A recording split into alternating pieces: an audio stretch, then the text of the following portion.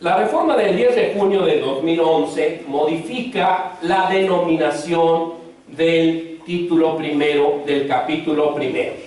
Como sabíamos con anterioridad, se designaba como de las garantías individuales y actualmente se llama de los derechos humanos y sus garantías. Hay tratadistas que han dicho, no, esto es un cambio diametral, es absoluto, es algo inusitado. Sinceramente, en esta modificación terminológica, en esta nada más de la denominación del capítulo primero, del título primero, yo no veo una gran transformación. Simplemente creo que es una actualización terminológica. Como bien dice el dictamen de la Cámara de Senadores, que se transcribe en mi libro, la idea era utilizar el concepto que universalmente reconoce a la parte dogmática de la Constitución.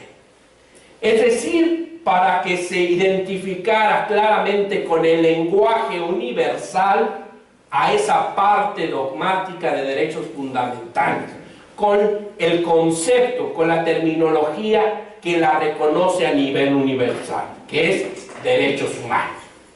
Hay que comentar que, por ejemplo, a nivel universal, la Declaración Universal de los Derechos del Hombre, así se designó originalmente en 1945, fue posteriormente, con motivo de una resolución de la Asamblea General, que se modificó su nombre como Declaración Universal de los Derechos Humanos.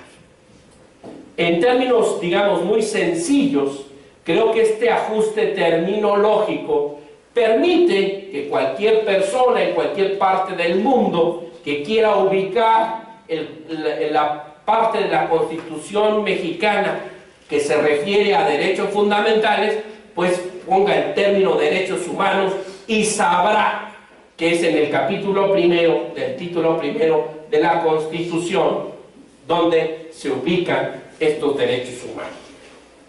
¿Por qué se dice de los derechos humanos y sus garantías?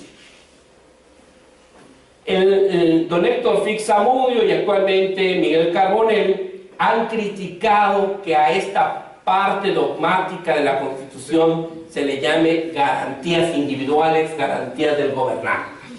Don Héctor Fix-Zamudio puntualiza que en la doctrina constitucional contemporánea el término garantías se utiliza para designar los medios procesales para reivindicar la violación de disposiciones constitucionales. Sí, todos estaremos de acuerdo que hay garantías constitucionales desde el punto de vista procesal o adjetivo. ¿Cómo cuáles? Pues desde luego en nuestro juicio de amparo, las acciones de inconstitucionalidad, las controversias constitucionales, las facultades de las comisiones de derechos humanos, el juicio, la responsabilidad administrativa de los servidores públicos, algunos agregan hasta el proceso penal. Bueno, de alguna manera son mecanismos procesales que salvaguardan las disposiciones de la Constitución. Estas son garantías en un sentido secundario, adjetivo o procesal. Pero en nuestra historia constitucional, y esto viene desde el siglo XIX, con obras de tratadistas franceses, incluso desde la propia Declaración Universal de los Derechos del Hombre y del Ciudadano de 1789, que proclamaba que un Estado que no tuviera garantizados los derechos del hombre y proclamara la división de poderes, no tenía constitución. Entonces, se ha entendido en nuestra historia constitucional, en la parte sustantiva de derechos, que el término garantías, y así lo explica don Jorge Carpizo, es fijar claramente el objeto de cada derecho, las obligaciones inherentes, sus límites. Esto es lo que la doctrina jurídica contemporánea, sobre todo Luigi Ferrajoli, ha designado garantías primarias.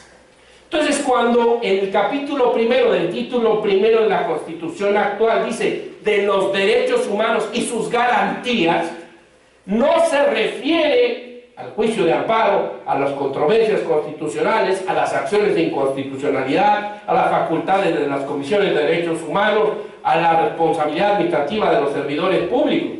Se refiere al aspecto sustantivo, a esos límites, a ese encuadramiento normativo de los derechos humanos a través de fijar su objeto, sus obligaciones inherentes y sus límites.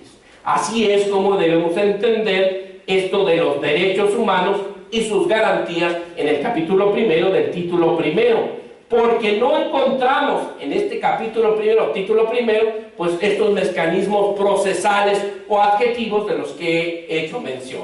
Están en otras partes de la Constitución y por eso esa acepción y sus garantías se refiere al aspecto primario.